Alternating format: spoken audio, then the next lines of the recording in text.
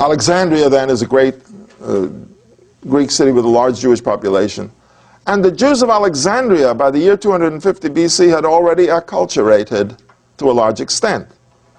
That is, they were now Greek-speaking. They were not Hebrew-speaking. And that's why they needed a translation of the Bible. And so the Bible was translated into Greek. The first time the Bible was translated into a language other than Hebrew. The Septuagint translation of the Bible, and scholars usually refer to it as Roman numeral 70. Okay. It's a Septuagint translation. It's in Greek, and it has certain features which indicate the prejudice of the translators, because every time you translate something, you betray it somehow. So there are certain things in it which betray, which show what the translators were trying to do.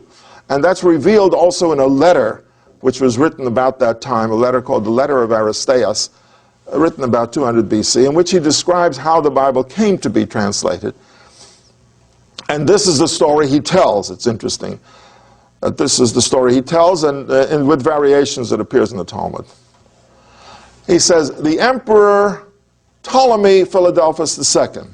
Now, when Alexander conquered his empire, I told you he tried to make a world empire, capital in Babylon, and now it's going to be a Hellenistic empire, with the whole world being dominated by Greek civilization. He was not being, he was not being compulsory about it. He just felt that if I established Greek cities all over the empire, and he established 31 Greek cities, they would be centers for the dissemination of Greek civilization, and the people would begin to speak Greek, and it would create a world which would take advantage and enjoy the benefits of Greek science and philosophy and culture and so on.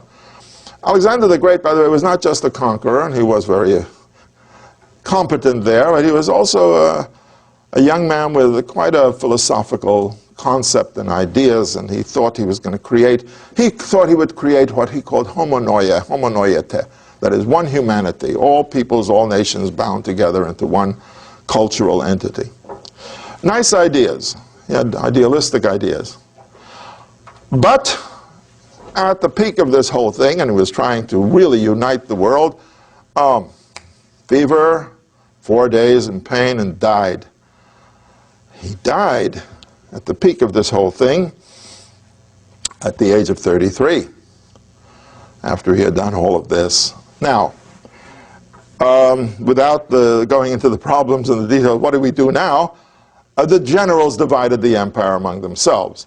So Seleucus took control of Asia, and Ptolemy, one of the generals, took control of Egypt, and he had Israel as part of his empire.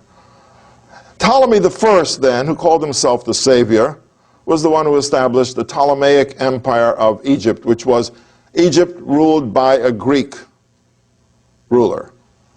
Seleucus established the Seleucid Empire of Western Asia, an empire of Phoenicians and Babylonians and Assyrians and Armenians and Arabs and Persians, ruled by a Greek.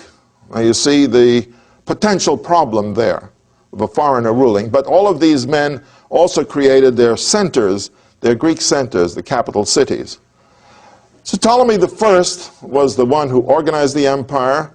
By the way, Seleucus, interestingly enough, when he established his empire 10 years after the death of Alexander the Great, said, we're starting a new era, a new age, and this is the year 1. So 311 BC is the year 1 of the Seleucid era. And by the way, that era was used for many centuries as the number of the year. Before that, we don't have that kind of universal era. But he established it, and of course later on it was changed by the Christians. Now, Ptolemy II, who called himself Philadelphus, Ptolemy II, Philadelphus, man of brotherly love, was emperor of a very wealthy empire, because the growth of these cities was an economic boom.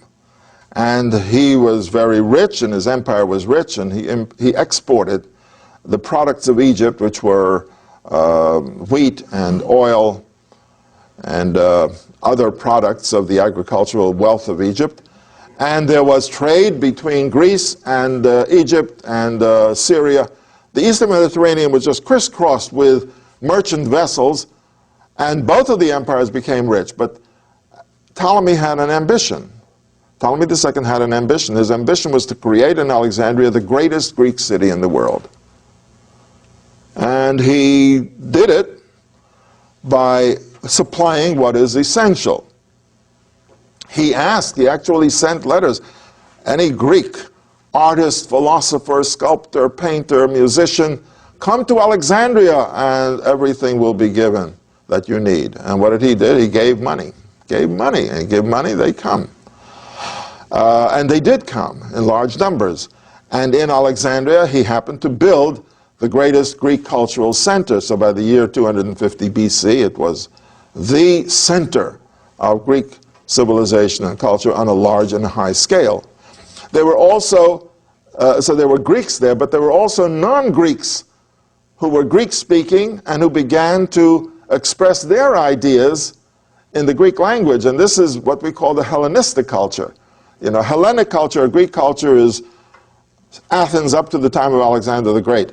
After this, you have a lot of non-Greeks who are participating in Greek culture, and incidentally, two of the most influential Greek writers in the Greek language of the first century, two of the most influential, happen to be Jews who wrote in the Greek language.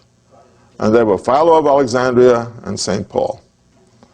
I mean, their writings in Greek, these were Jews, they changed the thinking process of the world, of the Western world.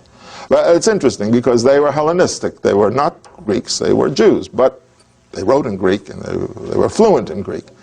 So the story told by the letter of Aristeas, he says, the king wanted to have the largest library in the world, and Alexandria did build probably the largest library in the Greek world. They say that at its peak it may have had 500,000 books, manuscripts, because every book was a manuscript.